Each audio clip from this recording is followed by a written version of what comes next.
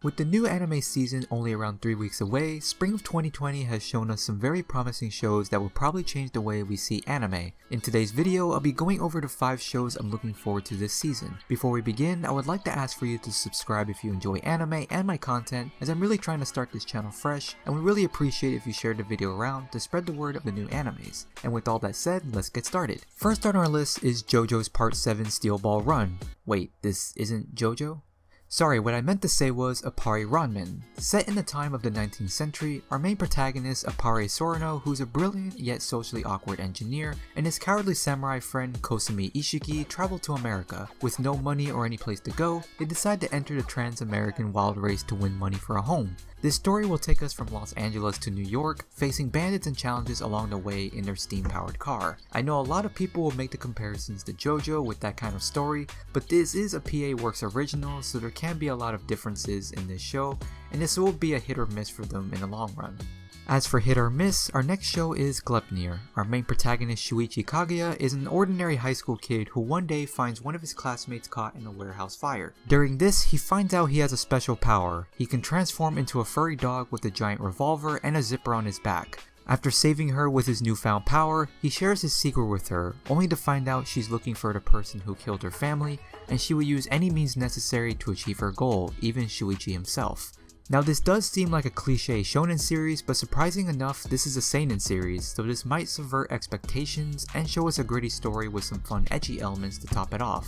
This is done by Studio Pine Jam, which is best known for series such as Gamers. We'll just have to wait and see how this turns out when it airs in April. Stepping away from the dark and gritty atmosphere, we have a bright and colorful isekai series called My Next Life as a Villainess, All Routes Lead to Doom. Can these titles get any longer? We start off with our 8-year-old daughter of royalty, Katrina Claes, who one day falls and hits her head on a rock. Wait a minute, isn't this Dragon Ball? And begins to remember that she's not the daughter of a duke, but rather she's an everyday otaku who died on her way to school, and got brought into her favorite otome game she spent the night before playing. Not only was she brought into her game, but she was also the villainess, and to make it worse, the villainess are usually killed or exiled by the end of it. This story will take us through her adventures of trying to take the best possible route to avoid any bad ending. Will she find the right path to that happy ending? Check out this Studio Silverlink production to find out. As for my number 4, instead of talking about all these shows separately in great detail and making a long list, I decided to put all the sequels that I personally am looking forward to into one small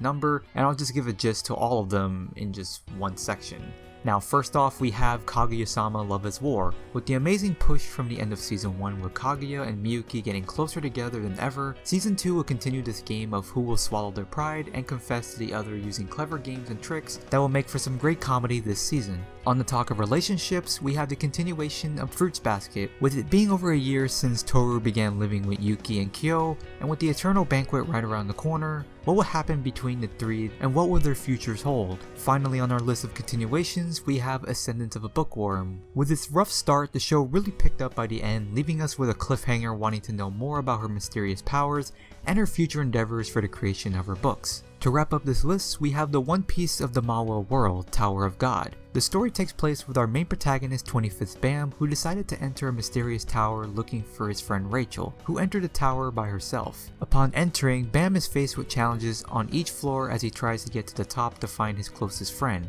Now this may not feel like an original concept, but this is being done by a Korean author, and it's being animated by a studio known for many Lupin the Third movies, so we may see some new styles of writing here, so be prepared for something new.